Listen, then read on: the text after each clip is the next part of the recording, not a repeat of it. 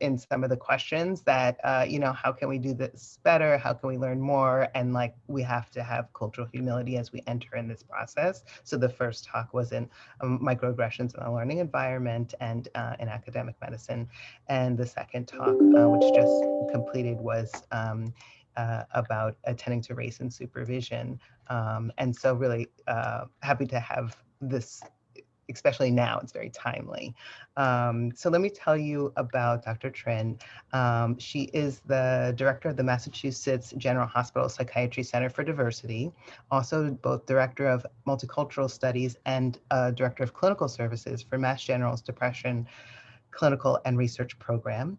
And she's assistant professor and associate director of Harvard Medical School Home Society. She is a residency training mentor for the Mass General McLean Adult Psychiatry Training Program, and her work focuses on optimizing cultural sensitivity and humility in mental health care. So really happy to have her lend her expertise about cultural humility to us here. Thank you very much, Dr. Trinh. Thank you so much for that kind introduction and for having me today, this afternoon.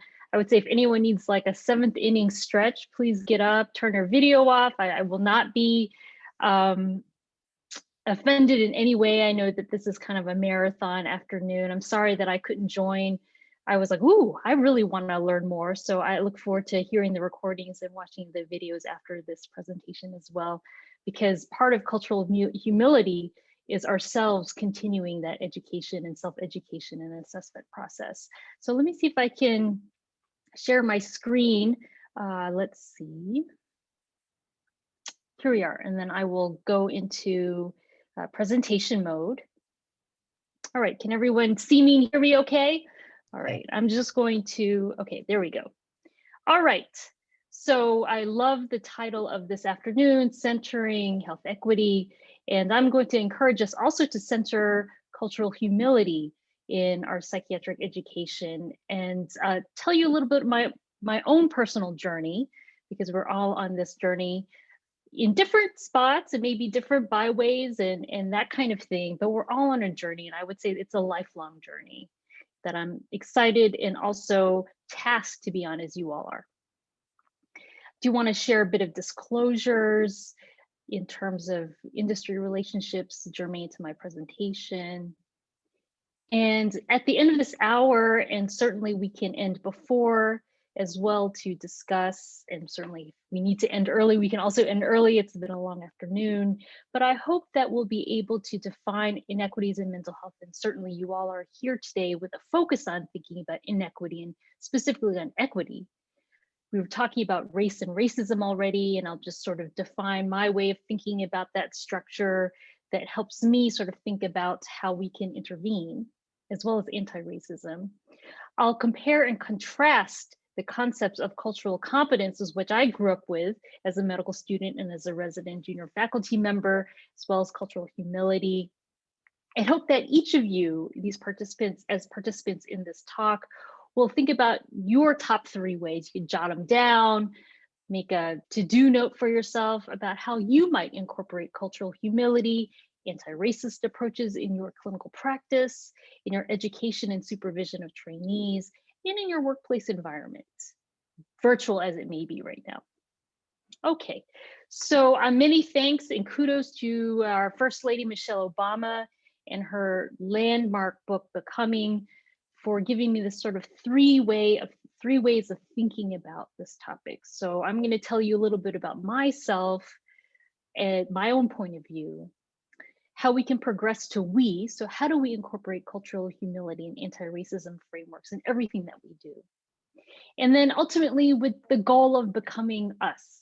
And so how do we build a culturally humble and anti-racist framework in everything that we do? And that's ultimately why we're here. So I'm looking at this right now. You can't see it, it's off screen. It's actually a painting from my late father. These are live oaks from New Orleans with azaleas in bloom, likely around this time of year. And I always think about the fact that as a young man growing up in Vietnam, that he would not have thought that this would be the kind of painting that he would be painting in his later life. And so I come from a refugee Vietnamese family. We left in 1975. I was 1 year old at the time. I don't have conscious memories of it, but while being a psychiatrist, I'm sure I hold those memories unconsciously. And it really informed the way my family thought about the world. We settled up in the South. My dad was at the time a foreign medical graduate. Luckily, now we call such graduates international medical graduates, but that was kind of what was stacked up for him, the cards that were stacked up against him. And we struggled a lot, and we had a lot in our lives that we were able to build on. And so I was able to go to college and medical school and speak with you all and really follow my dreams, my passions, thanks to my parents' fortitude. Now, that was the story that was brought to me, right? And so as a child, I thought of myself as a minority refugee, right? And I certainly, growing up in New Orleans, I definitely was. But as I've become an adult and I've started to examine my life and all the attainments that I had, fortunately, laid out in front of me, an intact family, parents with a higher education, all these things, I started to realize also what privileges I had, right? So I have this kind of patchwork of areas where I might have had minority status, or my family had to struggle, or I might have felt some struggle. But at the same time, there are areas where I did not have to struggle that my friends did. And that's ultimately what led me to this work, sort of understanding my own cultural identity and background and what it means to be Vietnamese. And then also to understand how I fit in this whole scheme of things, this whole world. I think that might resonate with some of our attendees today, sort of thinking about our own place in life. And so as I started to think about how do I talk about this work, and as a resident, I'll tell you a little bit more about the educational work that I did, but culture at the time was very much a shorthand for race and ethnicity, right? And that was it. That was all people talked about. And even in our series, when I was taking it as a resident, there was a lecture on, at the time we called it African American mental health, one on Asian American mental health, and one on, at the time we called it Hispanic mental health, ethnicity and psychopharmacology. And then you were all set. You knew everything that you needed to know. That clearly was a disservice to everyone involved. And so one of my colleagues suggested that I read Pamela Hayes, and this is a great book. I'm looking forward to the 4th edition. This is the 3rd edition, and from 2016, there's so much that has happened.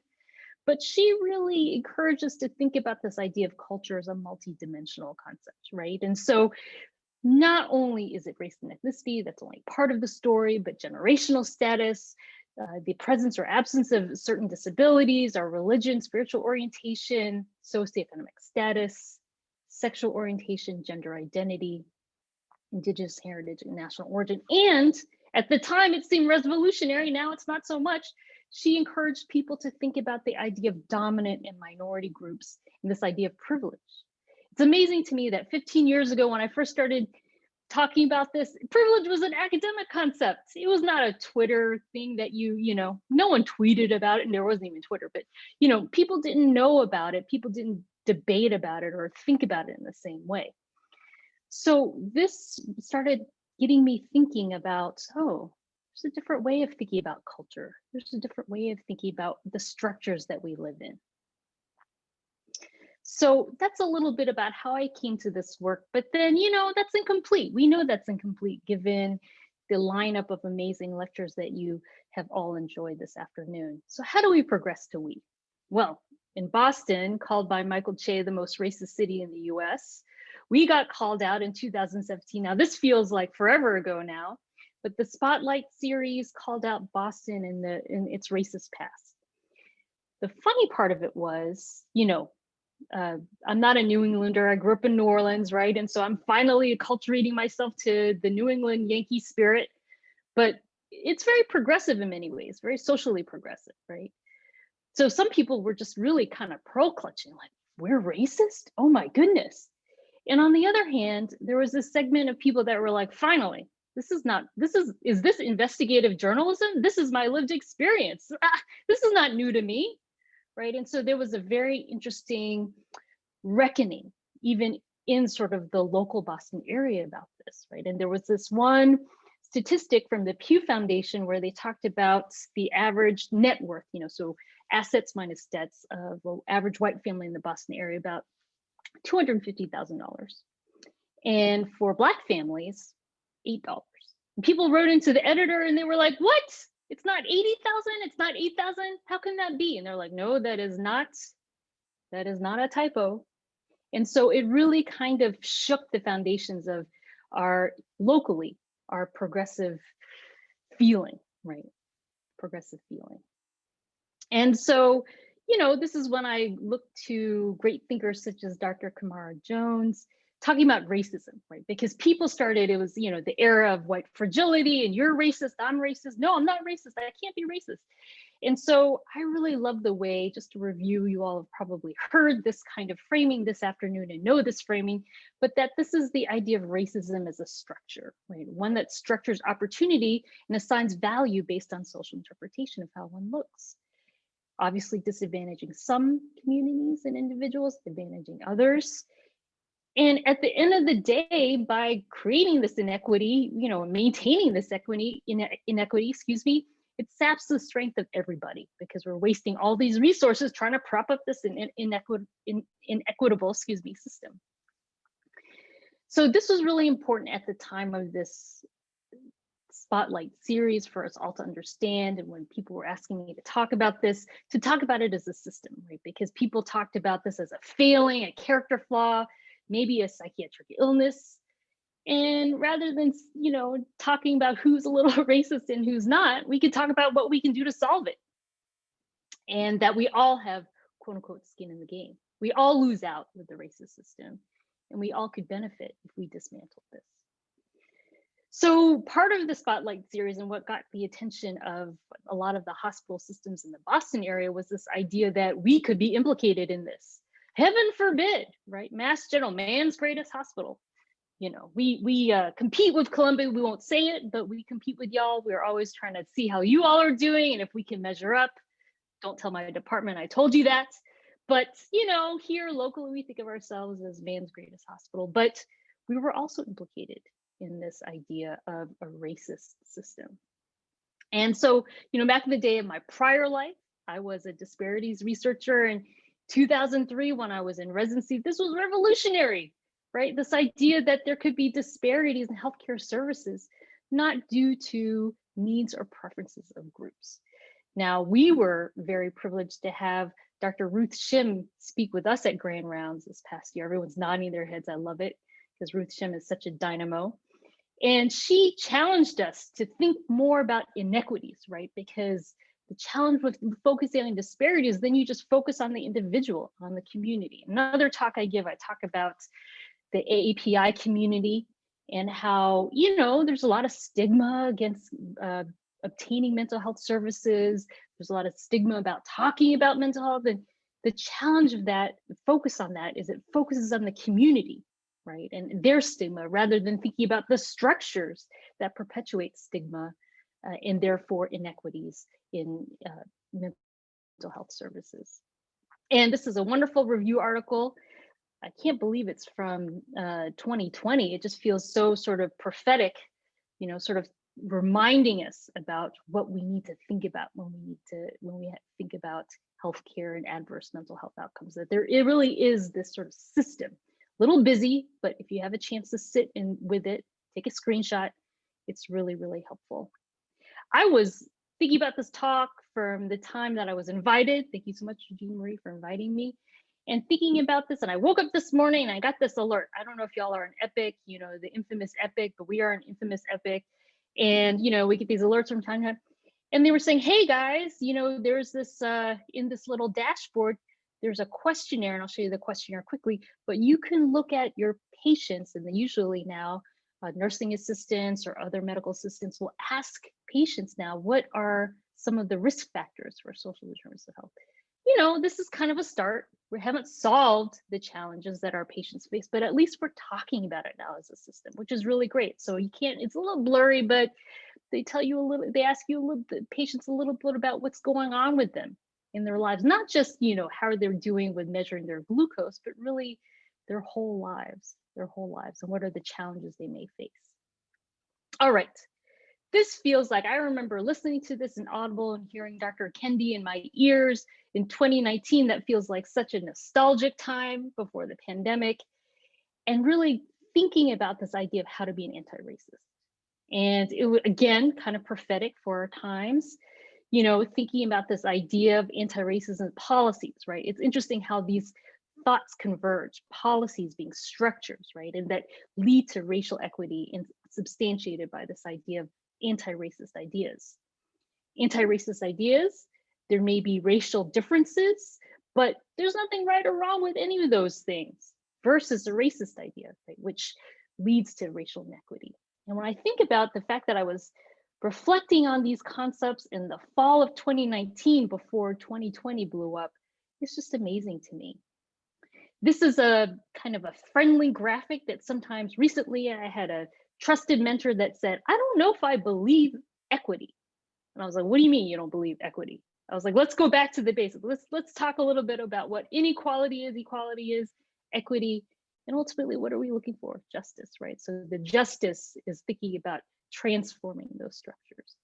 So I always trot this out of people disbelieve or question, you know, what are we really working toward? Okay, so, but what can we do as clinicians? What can we do as psychiatrists, mental health professionals? Where do we all fit in here? So I go back to those pillars, right? Those mission pillars, thinking about our clinical practices. A lot of you are involved in supervision or education of trainees, or self-education, or your colleagues. Some of you may be researchers. I'm currently not, but I think that we do need to take an evaluative lens for everything that we do. And advocacy. We all have a role in advocacy. So we'll talk a little bit about that. So just to kind of back up, just dating myself, or back in the day when there were bookstores, I remember as a medical student going into the local medical school bookstore and kind of looking through all these volumes, well-meaning volumes in the early 2000s about cultural competency. And it sounds good, right? If you look at this definition, so you have all these attitudes and then you can provide appropriate cross-cultural care. This sounds great, right? The challenge is cultural competency became kind of like a checklist, you know, kind of like, can you perform a lung exam? Can you auscultate? I'm culturally competent. The challenge is it's aspirational. I mean, maybe it's, I was often say, maybe if I were culturally competent, I would be like the Buddha and I would have gained enlightenment and I would just disappear in a poof right in front of your eyes. You know, it's something to be aspired to, but we're all human. We're all human, and we all have, myself included, blind spots. And so the limits to cultural competency, it's knowledge-based versus attitude-based. And I remember looking, I'm sure you've all seen these books, and amazingly, they keep getting published where you have a chapter on each racial or ethnic group and how you can take care of them. And I always say, you know, I, of course, because I'm sort of interested in these things, what people think about Vietnamese people, I'll go to the Vietnamese chapter and say, okay, well, you know, what are you going to do for me when I'm in the hospital, right? And there was this one that was really funny.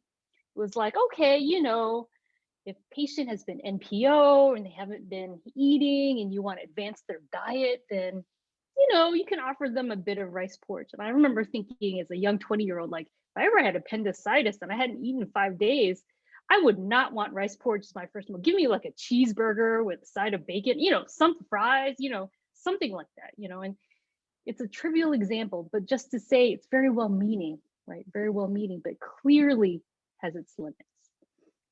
And thus can lead to stereotyping, right? I've also, you know, I went to medical school in San Francisco, huge Chinese population. People would see my name and they'd be like, oh, Nhi-Ha, that means that Mandarin, that's how are you? And I would just sort of be like, you know, first of all, it's Vietnamese. And secondly, do you think my parents would name me how are you? Even if they, you know, I mean, come on now, let's get real, you know, either way, right? So the challenge is that can kind of make us all a little uncomfortable, less comfortable, rather than feeling at ease, more on defense. And as a result, ignores those power dynamics between the clinician and the patient, and leading to othering. And we know what happens if we don't feel comfortable as patients, we won't come back. We won't come back. Why would you want to engage in care feeling misunderstood, even from the get-go? So even from the 90s, wow, this is even before I went to medical school. What do we need? Dr. Seuss said we need a more nuanced perspective. Even he realized this was inadequate. We need to look at the intersecting identities. We need to acknowledge how these influences affect our patients as individuals. And I guess I should have gone to Oakland at the time, because Doctors Turvalon and Murray Garcia had it right. They started talking about, they were the ones who coined and started talking about this idea of cultural humility, and really encouraging us to use a different framework. And so this idea about cultural humility is one that expands on cultural competence, right? And so it really focuses on this idea of the clinician, the team, to have kind of an attitude and interpersonal stance that is open in relation to aspects of the cultural identity most important to the patient. We may come in thinking, I wonder how this affected our patient, but they may have other aspects of their identity that they feel are salient to the reason at hand, the reason why they're coming in. So, of course, attitude-based, not knowledge-based. You know, a little knowledge can be helpful, but it can obviously be a little bit dangerous. We want to focus on respect, this lack of superiority with regards to the patient's culture. I've definitely had, I remember I did this great New England Journal, one of those CPC case presentations, and I had to learn about the patient's background, and I didn't know. But then I got these great letters to the editor. Back in the 70s, I took care of a patient and they had this. And so I think this is this, Dr. Trinh. And I was like, oh my God, y'all, you just kind of missed the point, was the idea that I wasn't sure. And I was trying to be, in my explanation, culturally humble. And because of that lack of superiority, trying to minimize power balances and stay more patient focused. Sounds good, right? Now, Dr. Roberto Luis Fernandez over in your neighborhood has really led the charge for the DSM-5. And I'm very happy to say it is such a wonderful advancement. Again, dating myself, I grew up with the DSM-4 and the DSM-4-TR, and there was a great outline for cultural formulation in the back, in the way back, I call that, in the appendix, right? So, you know, one of my mentors and people I look up to, Dr. Francis Liu, really taught us about this in medical school. And it's great. It's great. I'm not going to spend the whole time with it here. Y'all can look it up. It's online. But the challenge is, it was in the way back. No one was going to look in the appendix. No way. Plus, it was there with the culture-bound syndromes, or what my friend Justin Chen calls those cabinet of curiosities, right? The things that you trot out when you see someone who looks a little bit different. I mean, you know, that's cultural competence, right? That's in that cultural competence framework. And so the DSM-5, what I love about the DSM-5, and I don't say that a lot about the DSM-5, okay? I mean, it's a necessity. We need that. But what I love is sort of the framing that culture is really everywhere. It is the foundation, it is the bedrock to everything that we do, to everything that our patients come in with and may experience the world with, might be multidimensional, and can, of course, influence the experience of illness as well as the experience of treatment. And to address those who said, oh, what's this outline? How are you going to find this information? They developed the cultural formulation interview. And I've been really impressed that they did all this field studies, different continents. I mean, they did a lot of work. And people still think, oh, it's a lot of questions, you know, 16 questions. You might think, I have an intake. I just got to get through the day and try to get all the information and make sure my patient is safe. But I would say space it out. That's what I've done with it, is sort of think about what might be salient for each visit and think about how it might inform my work if I have a cultural impasse. But I do it with every patient, try to work through it with every patient over time. So I would say that's great guidance. Look it up, happy to talk more about it or hear your experiences with it as well clinically. All right, none of this is for navel gazing. You know, we are problem focused, right? We want to think about how we can better take care of patients. And this is from the outline for cultural formulation. And I would say, of course, we're process oriented, right? So we want to hear the words our patients are using and use those words as we're trying to think about a treatment plan. And then think about the content. So in my former life, I would do a lot of consultations for patients who came in failing multiple treatments for depression, the so-called treatment-resistant depression. Because I was part of this psychopharm clinic, I had a particular orientation. I had my ideas of all the different kinds of medications they could try, somatic therapies, trials, whatever. And I would come in and I would realize that I was missing the boat because I was too focused on the biological Western treatments. And I wasn't thinking about, and I put this in alternative in quotations, it's not alternative to our patients. Our patients are engaging in lots of different kinds of treatments because there are limits to Western medicine and unfortunately also to Western psychiatry. And so as we're thinking about all of this information, we can kind of get a sense of what might be acceptable to patients and their families. All right, so that's the clinical part. Happy to talk more about that, but y'all are probably well-versed. So we're gonna talk a bit more now about this idea of education, which has become, I wouldn't say area of expertise because I think I'm still a learner and a newbie when it comes to education, but something that I've been working with my colleagues on. And so this is our sociocultural series, as I mentioned back in the day, not so good, a little bit tokenist. It was started out really in a very earnest and intentional way by Dr. Henderson, a wonderful mentor, now chair of psychiatry at Boston University. And his vision, which is a great vision, I would love to accomplish that vision one day. Maybe it might be too aspirational for us, but his vision was that we need to incorporate these ideas of diversity, equity, inclusion, racism, anti-racism, and equity in every lecture, in every seminar, right? Whether it be about somatic therapies, whether it be about community psychiatry, but it didn't matter what the topic was. The challenge was there was so much pushback from faculty because they felt ill-equipped. They felt like I don't know enough. I don't know what to say. But I remember thinking like, well, just read a book. Why don't you just study a little and then we'll help you. But anyway, the resistance continues to be there. So this sociocultural series started out as kind of like a stopgap measure, which unfortunately has continued, but that's okay. We'll work with it. We'll work with it. But that aspiration eventually that it will no longer be needed. And I'm very proud to say this recently got published like literally 2 weeks ago. So please check it out. We had a content team in 2013. When I took it over for a few years, I tried to make it more clinically relevant, tried to take out those tokenist lectures, make something that was more integrated.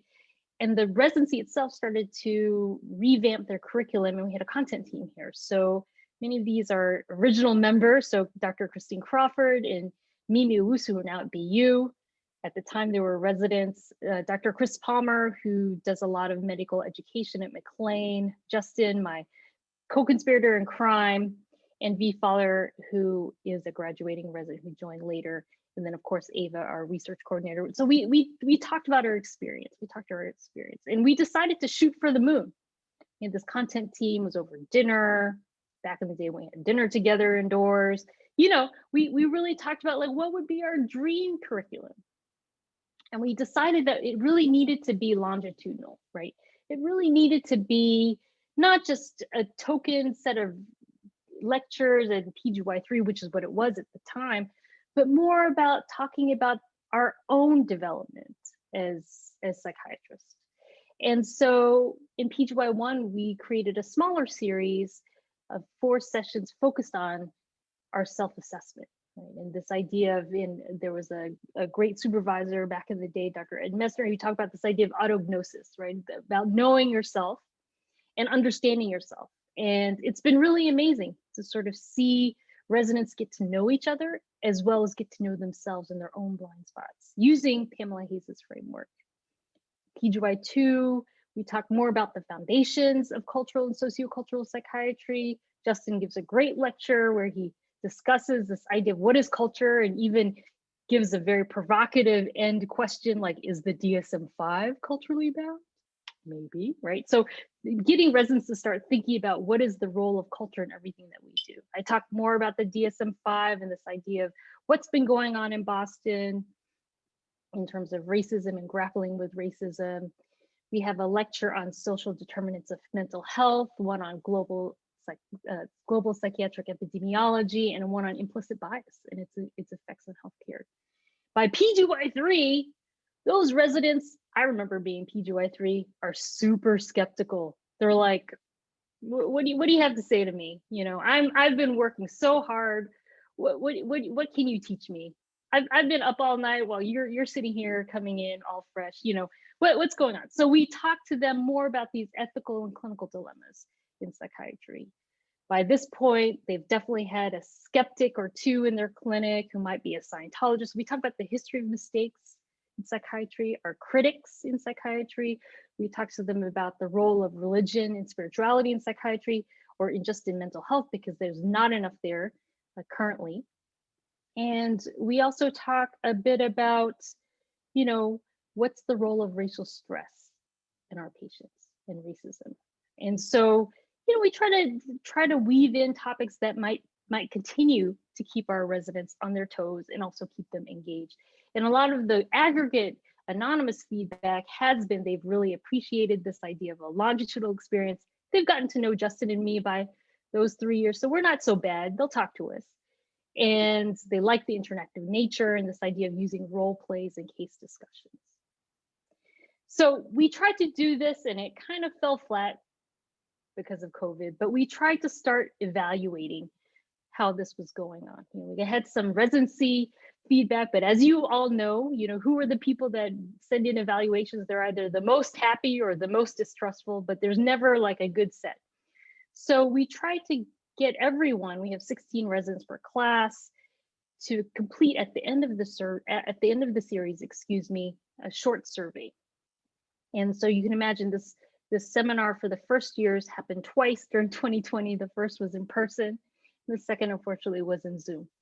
But these are, sorry for the very busy slide, but just to get a sense of the questions that we asked, was interesting was that the area that they felt most comfortable at the end was, how confident are you in your ability to elicit a patient perspective of illness, healing, and medication therapy during a patient encounter? And of course, some of the other questions, there's some improvement, but it's an N of 16, so not very significant, likely very underpowered.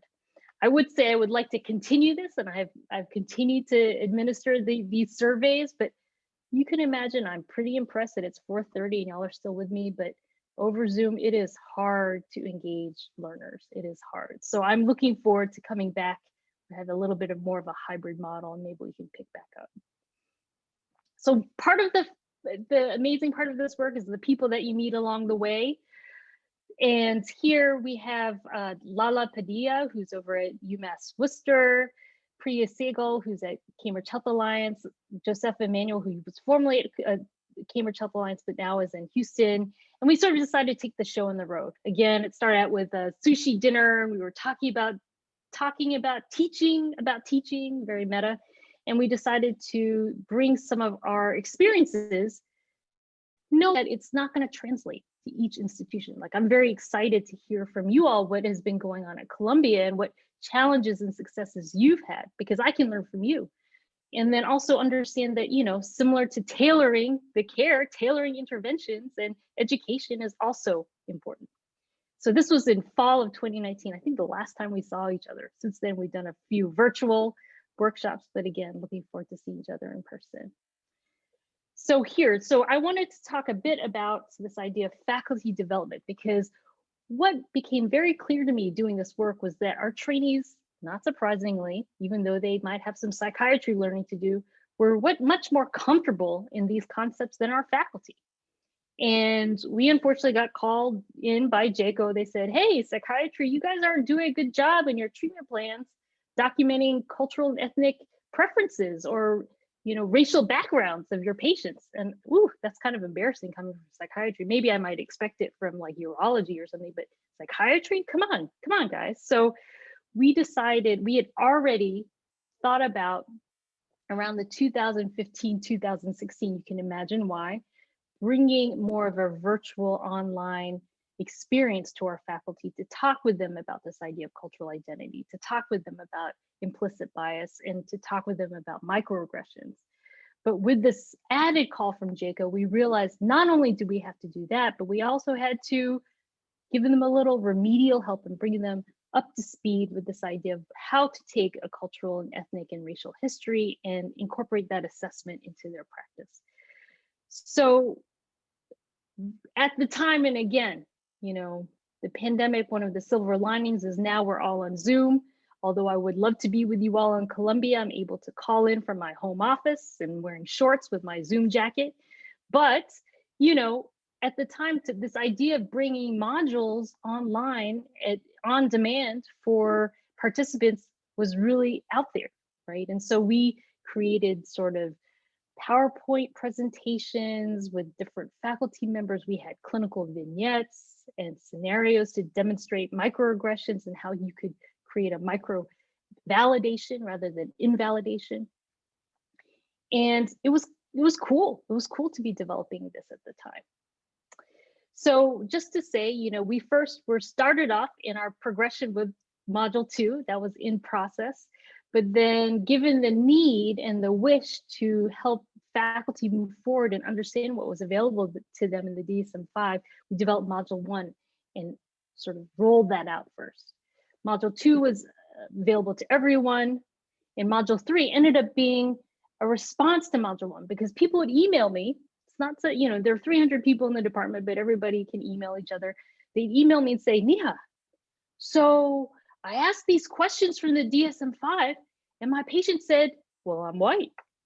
So now what? What do I ask now? What's the follow-up question, right? And it made me realize there was such discomfort in thinking about different ways to ask these questions and follow up. So just to give you a little bit of the data. So we had, you know, almost 270 in the first module, more than 300 in the second, and 106 in the third. And I must say, if you're all doing any of these kinds of things, money helps. So we had incentives through the quality and improvement division. And so they were able to give small amounts of money as people completed these modules. At the end, you know, again, we only planned 2 modules. So they had the second evaluation and, you know, Mass General were very white, right? And so you could see this from the demographics. After the second module, people thought, okay, this was useful.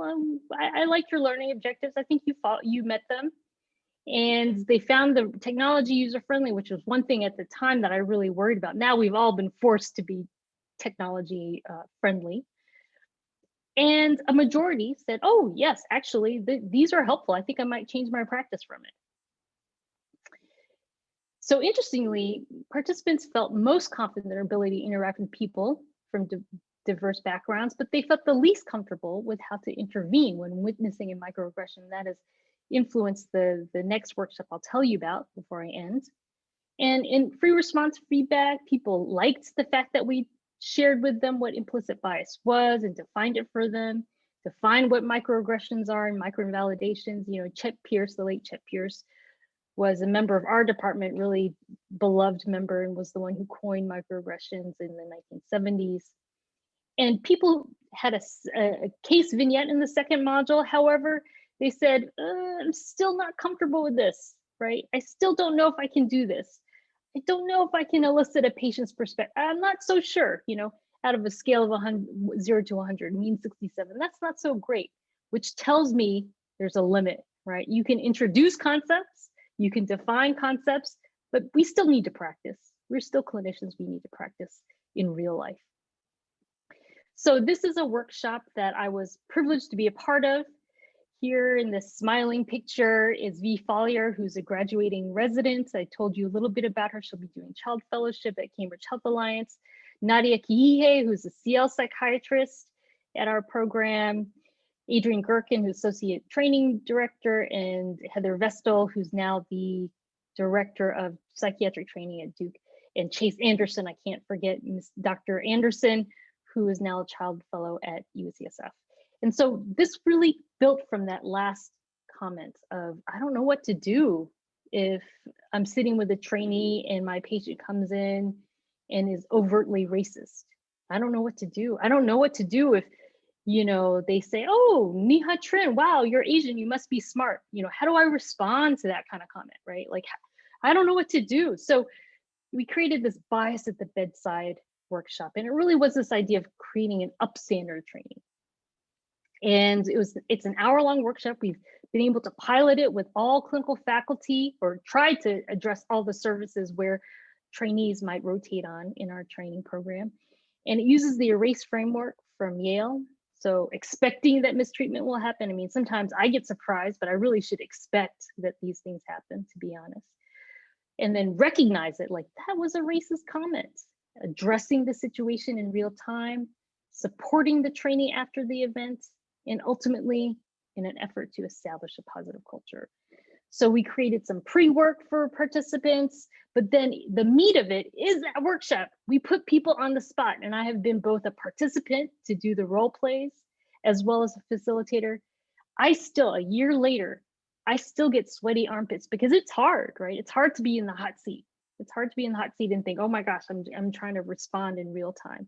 And then also to be there and try to help coach people who may just be flabbergasted and stressed about how to respond. So it takes a lot of work, but I think that the amazing part is that what we found is that in that large group discussion at the end, there's some common things that come up, and people are really grateful to have a chance to be in the hot seat.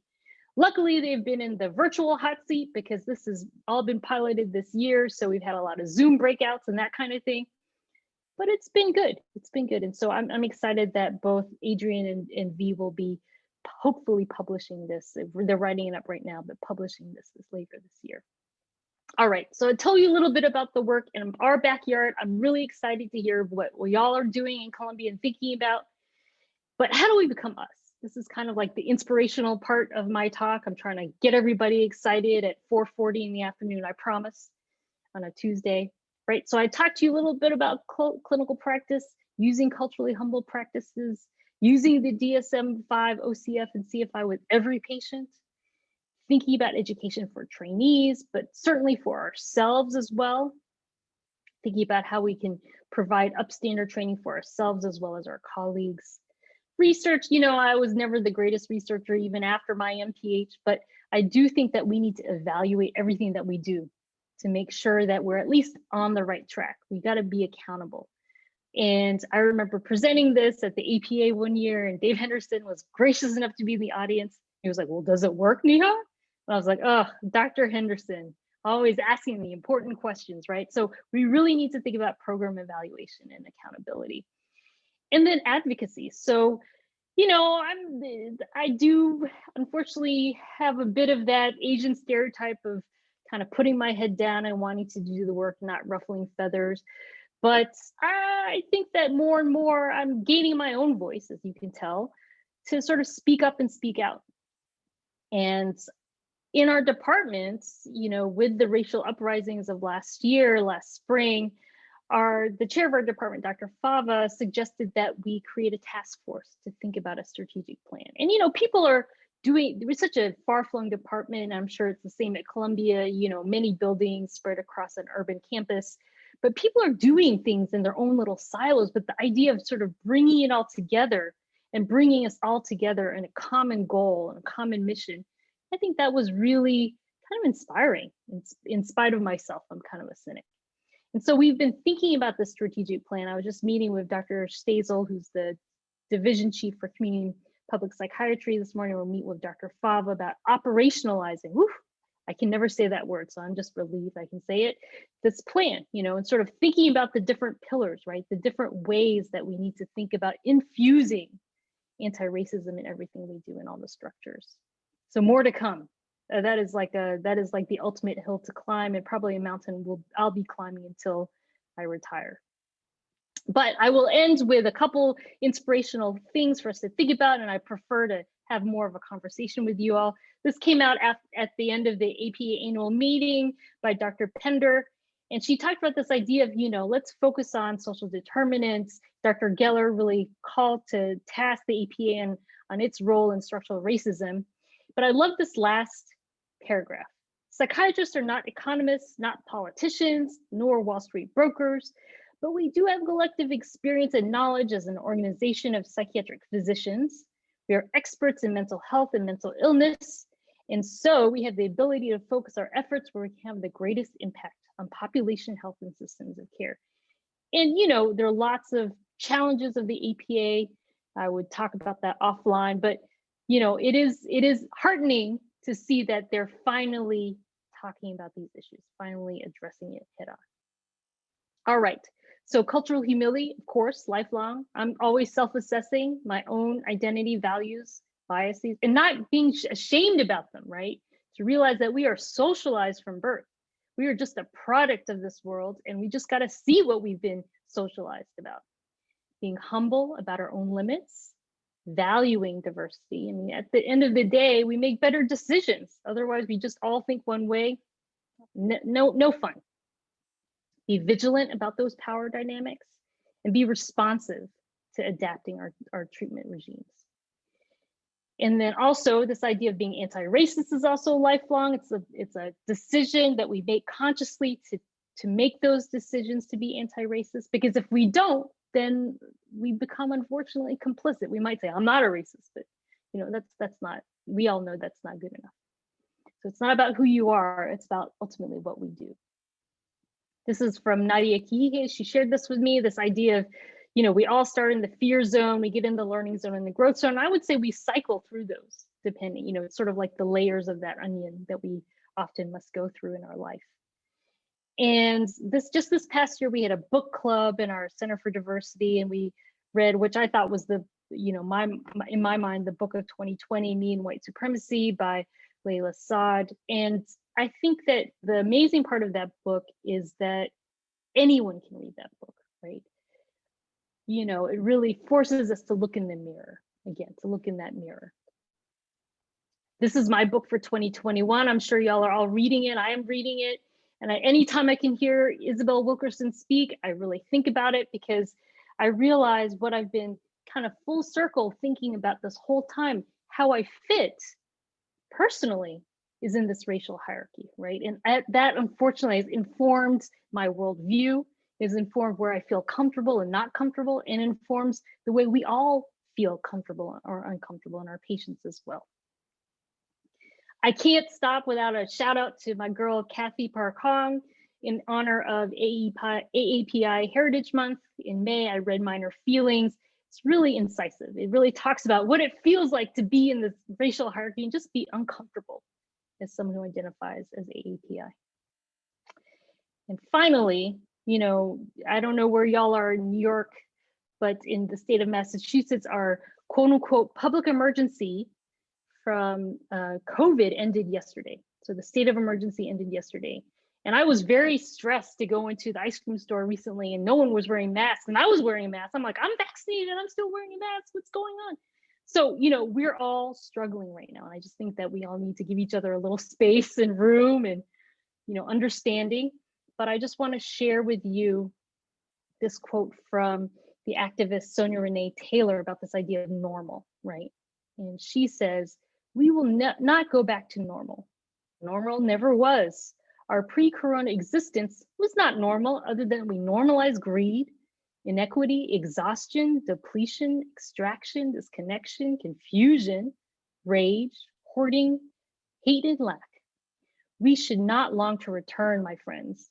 We are being given the opportunity to stitch a new garment, one that fits all of humanity and nature.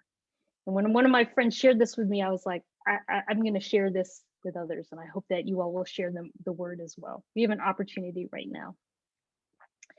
So in summary, and I would love to just end with more conversation because I'm tired of talking and y'all are probably tired of hearing my voice. So I've told you a little bit about my coming from I, and I look forward to talking with you again in a few years and be like, wow, Nhi-Ha, that was so 2021, what you talked about before. Progressing to we, right? So how do we translate what we deeply hold as our values and goals into action, one step at a time, ultimately becoming us. And, we all know about the golden rule. My daughter, one of the benefits, silver linings of COVID is that I'm at home with my kids, and my now 10-year-old was like, Mama, treating others the way we want to be treated? Don't we want to be treating others the way they want to be treated?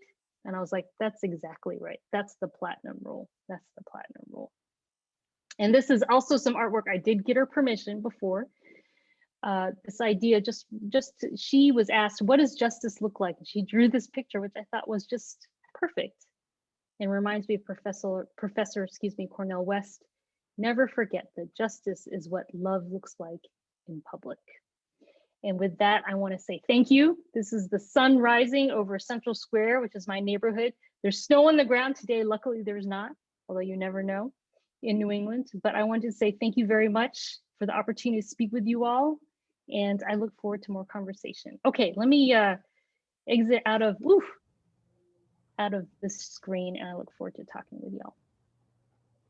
Thank you so much, Nhi-Ha, for that. I really appreciate all of it. And I'd like to open it up to any questions. Yeah, Dr. Boudreau.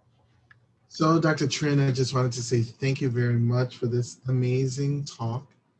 And, you know, at the beginning of your talk, you put up a slide that said Boston was very racist. Well, I know also that New Orleans is very racist, and things are done differently in Chalmette versus how it's done in Michoud, New Orleans East, Uptown, and the West Bank.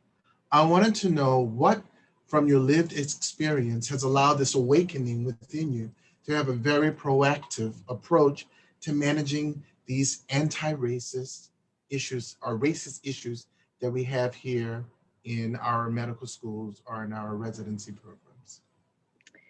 Thank you so much, Dr. Boudreau, for that question. And you know a lot about local New Orleans geography, so it sounds like you have some lived experience yourself in Louisiana. May I share? You said my name, so I know. Yes. So thank you for that question. I would say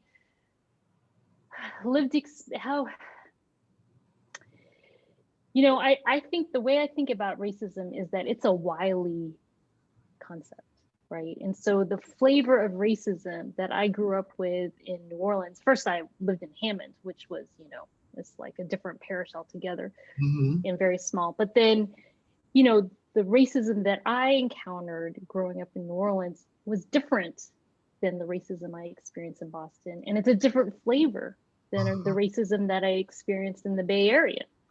But I still experienced it, it might have just been a different flavor, different variety.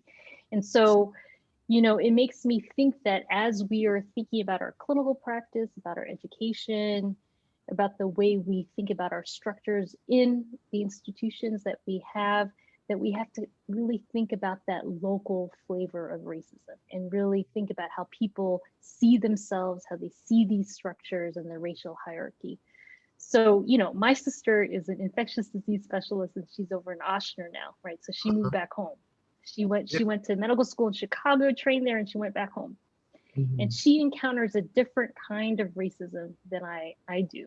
And she reacts more differently. She first of all, she's more of a spitfire. I'm actually, to be honest, you might not realize I'm actually quite quiet kind of person, but I can't tell she will call people out. I'm like, ooh, you got to be careful. You live in New Orleans. I don't know if I would call people out, but she's decided to fight fire with fire. On the other hand, being in Cambridge, where they, People's Republic of Cambridge, people think of themselves as being super anti-racist, and yet we're not. So, it's kind of just as you would meet a patient, as you would meet a client where they are, you have to meet the racism where it's at and where people are there in their journey against racism. I think the struggle for me, right, because it's like an awakening, understanding and being humble to other people's experiences and cultures. So for people who might be part of the dominant or the majority, as we say, historically represented people at the table, I'm trying to figure out a way to create an awakening within them. And that seems to be difficult at times. It's a struggle. And there's a struggle because it requires them to make an acknowledgement about their benefits and advantages of privileges and to the detriment of other people. So how do we get past that point? It's always a struggle for me. I mean, I enjoy coming to these symposiums and these talks, but I'm really interested in how to be more action oriented in creating that shift within people. So some of the strategies that you gave, I thought were quite impressive, which I would definitely incorporate. But I'm always interested in getting more to put in my toolkit. So Yes. yeah. Yes, absolutely. I would say also, you know, in as much as I like to be a part of the fight, sometimes it's not me. I'm not the right person for it. So for instance, Jean Marie knows I work with Ann Emmerich in the Center for Diversity, and she would call herself an old white lady because she is, you know, she's in her late 50s and she's an Irish American woman who converted to Judaism in later life. But she can speak to people in ways that they would feel very, even to me as a demure Asian woman, they would feel very threatened. They would feel very threatened. And so someone like, you know, I've had this debate, certain people don't love Robin DiAngelo, and I get that.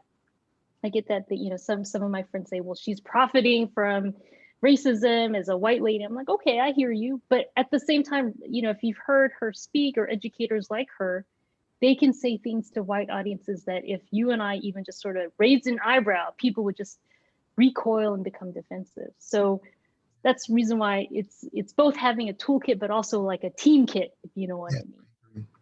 I agree. Yes. Yeah, well, I've heard Michael Compton speak to white audiences. They're able to tolerate, you know, those kinds of racially motivated conversations. Thank you so much for your comments. Thank you, Doc.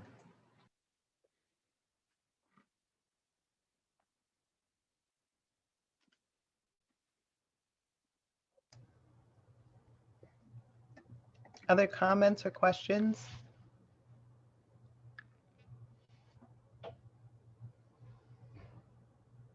While we're waiting, I will add that I'm really looking forward to, I didn't realize that you published a new recent article, and I'm looking forward to reading it. We here did do a program action committee where we, one of the outcomes of that was a longitudinal curriculum. We're very fortunate to have, you know, just experts in the field, really. I know Roberto Luis Fernandez is here and already did teach cultural psychiatry, and Stephanie Lamel, you know, taught a lot about structural competency and public psychiatry education. But there are a few of the pieces of, you know, like looking at your own cultural identity, more about the upstander skills practice that we're adding in, more about implicit bias. We already did have also the orphan kind of disparities course, but now we're putting all these things together. So I'm looking forward to looking at your what you have, and oh, I would love to compare talk. notes. Yeah, exactly. Yeah, I want to compare notes. Exactly. Exciting. Yes, my ears perked up on the program evaluation part, and I was like, oh, Jean Marie, you and I need to follow up on the program evaluation part. So hard. I thought it might. I feel like we had crickets this year, and I think people just vote with their feet. You know, I was sort of thinking about this idea that we're so fatigued, and so just even showing up for the lecture, but then having a critical eye and giving evaluation and feedback may be hard for trainees right now. So try to come from that area of compassion, but also like, all right, let's go. Let's get this road show on the road. Let's do better next year. As we're able. Question for you. In your curriculum, do you guys make use of the everyday discrimination scale or introduce that at all to the residents? Yes, we do. Thank you for asking. In our third year lecture or discussion section by Dr. Crawford, she talks about this idea of racial stress and everyday discrimination. And what's really wonderful is that even as I've gotten to know her I've known her since she was a research coordinator, and I've known her through her career, that her thought process too has evolved, and the way she speaks about racial stress and everyday discrimination is also just really on point. But yes, we definitely do think about that.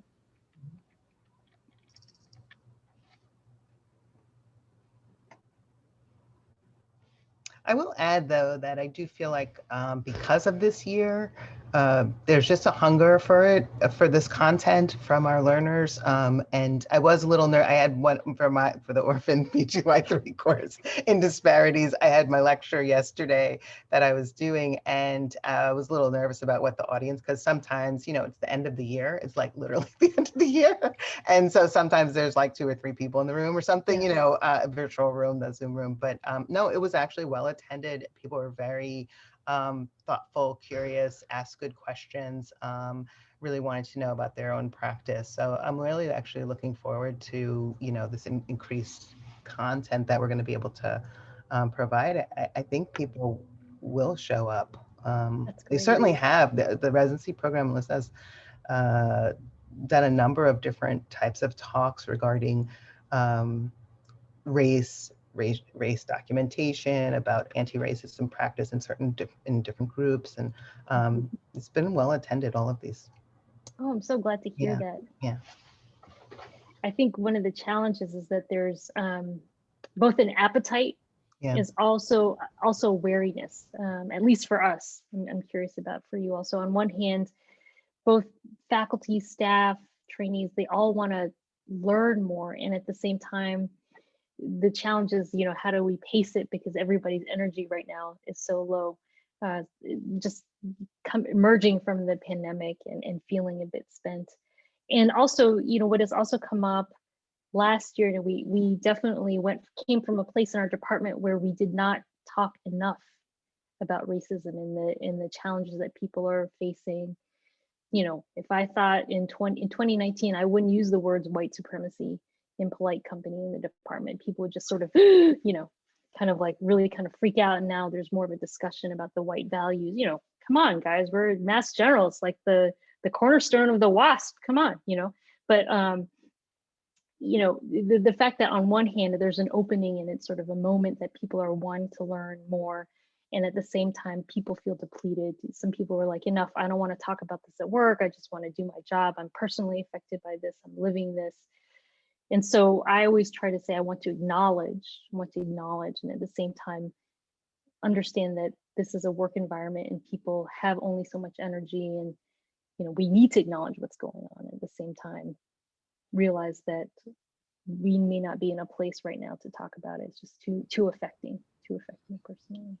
I think it's important to note the significant role that leadership has in creating a pathway for this. So at Einstein, we have a transplant from Harvard, Dr. Jonathan Alpert. Yes. So he has created many opportunities for faculty to move in a more positive direction. And as such, there's been more curriculums that's being created for our residents, but also how to create allyships with attendings, right? So, I mean, and he has opened the door for that. And now we're seeing an increased flooding of opportunities, resources for that, which is key. Because if he were not at the table, or someone like him were not at the head of the table, I'm not sure that the system would be moving in that direction. That's a very good point. Thank you for mentioning that. I had the opportunity to be mentored by Dr. Alpert, so I'm glad to hear that his leadership has been on point and well received.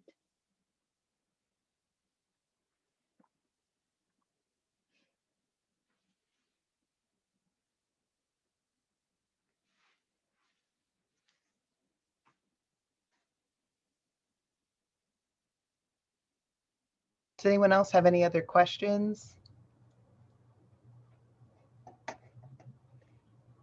Everyone's like, it's 5 o'clock, y'all. We got to start wrapping up at Zoom 5 o'clock. It's late. I get it. Well, I do want to introduce Dr. Alvis Bradford. No, go ahead, Tyson. Go ahead. This was such an amazing afternoon. It feeds the spirit, and I think it's very inspirational for people who are trying to find their way in this evolutionary process. So thank you and the team at Columbia for that. Thank you so much. Thank you so much.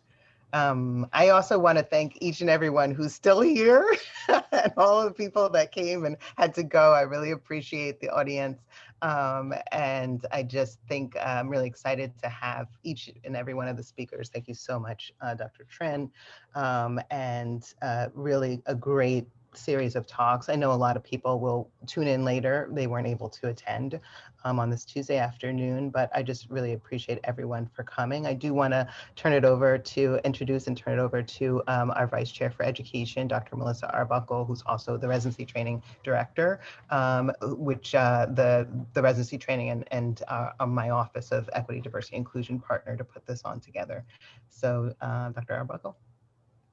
Thanks, Jean Marie. I also just want to say what a phenomenal afternoon. Like, this was just absolutely amazing. You know, Dr. Ackerman Berger helping us think through a specific framework for addressing microaggressions, and then thinking about, from Dr. Peters' talk about how we can integrate conversations about race in our supervision and being deliberate and thinking about anti-racism. And now Dr. Trinh thinking about cultural humility, and again, continuing this theme of how we can have a commitment to anti-racism. And so I want to thank you, Jean Marie, and your office for helping to pull this together for our community. And I actually want to thank the participants too for being part of this this effort, this allyship, and thinking about how we can support this mission and bring it to the forefront of what we do in a real and meaningful way. So thank you to everyone for coming and staying past 5 p.m. on a work day.